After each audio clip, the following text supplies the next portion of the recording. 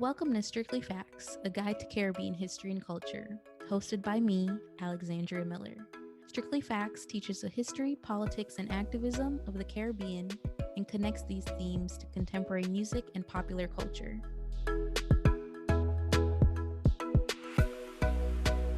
Wagwan Strictly Facts family, and a very happy September. It is my favorite month of the year. But before we get into all of that, I have to give a big shout out. I have to loud up Trinidad and Tobago. So big up to all my Trini Massive who celebrated 59 years of independence on August 31st. If you haven't already, go get a little pre-independence history from our episode with Dr. Patsy Lewis. And we have more on Trinidad and Tobago to come. So now, this week's episode is short and sweet. We got a listener's question from our West Indian Federation episode saying that they had no idea the Cayman Islands and Turks and Caicos used to formerly be part of Jamaica. So we thought, why not share these strictly facts with all of you? So long before Jamaica became the independent state we know it as today, it was the Colony of Jamaica, ruled by England, and it actually included dependencies. These dependencies, as you know, were the Cayman Islands and Turks and Caicos, as well as British Honduras, which we presently call Belize, and a group of islands off the coast of Honduras known as the Bay Islands. Though we know Jamaica was initially inhabited by native Taino people, it was first a Spanish colony for well over 100 years. In 1654, England launched a war to capture some of Spain's colonies in the Caribbean, and after roughly 6 years of fighting, Spain surrendered to the stronger English forces. England gained formal possession of both Jamaica and the Cayman Islands from Spain in 1670 through the Treaty of Madrid, hence Jamaica's first dependency. Britain later captured what they called British Honduras through a similar range of wars to reduce Spain's monopoly on the Caribbean between the 16 and 1700s. British Honduras was officially named a British dependency in 1749, a relationship that lasted well over 100 years until 1884 when it became its own colony. The remaining dependencies, the Bay Islands and Turks and Caicos, were onboarded in 1852 and 1873, respectively. The Bay Islands' dependency status, however, was short-lived. Before 1852, Britain and the U.S. agreed in the 1850 Clayton-Bulwer Treaty that neither countries would occupy Costa Rica, Nicaragua, or other parts of Central America. And thus, Britain was in violation of their agreement by colonizing the Bay Islands. Britain agreed to surrender the Bay Islands to Honduras 7 years later under the condition that British Honduras remained in their control.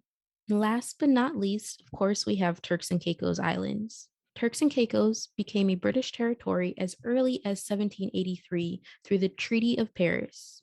They were initially governed by Bermuda, then the Bahamas in 1799, and then they attempted to form their own separate colony in 1848, which failed. Thus, they were made part of the Colony of Jamaica in 1873. No dependency was necessarily governed the same way.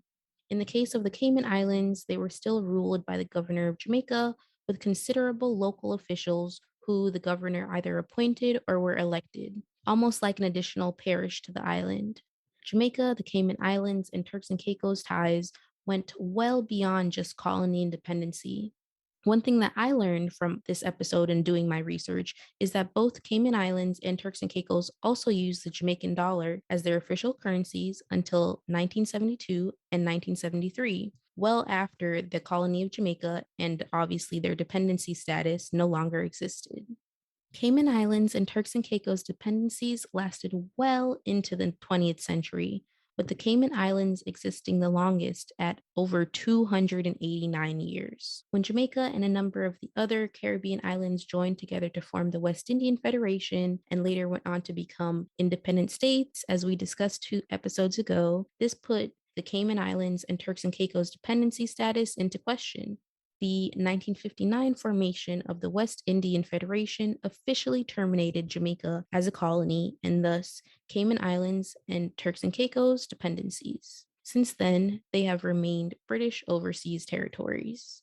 And so all in all, this is just a brief, quick story of the connections between Turks and Caicos Islands, the Cayman Islands, and Jamaica.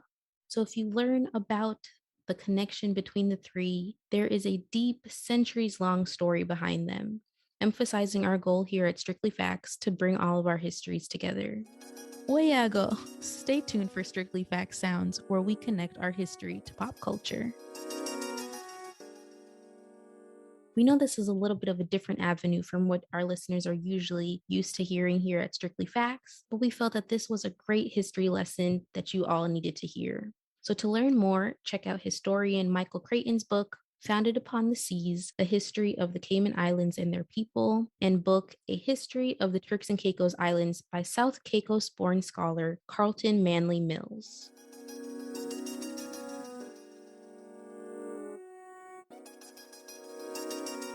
We hope you learned something new this week and that you enjoyed this episode. We'll be back in our next episode with an amazing discussion around the island of the Coquille. Can you guess what island we're talking about? Let us know in social media if you know it. Stay tuned for more. Follow us on Instagram, Twitter, and Facebook. And as always, thank you for listening. Little more. Thanks for tuning in to Strictly Facts. Visit strictlyfactspodcast.com for more information from each episode. Follow us at Strictly Facts Pod on Instagram and Facebook, and at Strictly Facts PD on Twitter.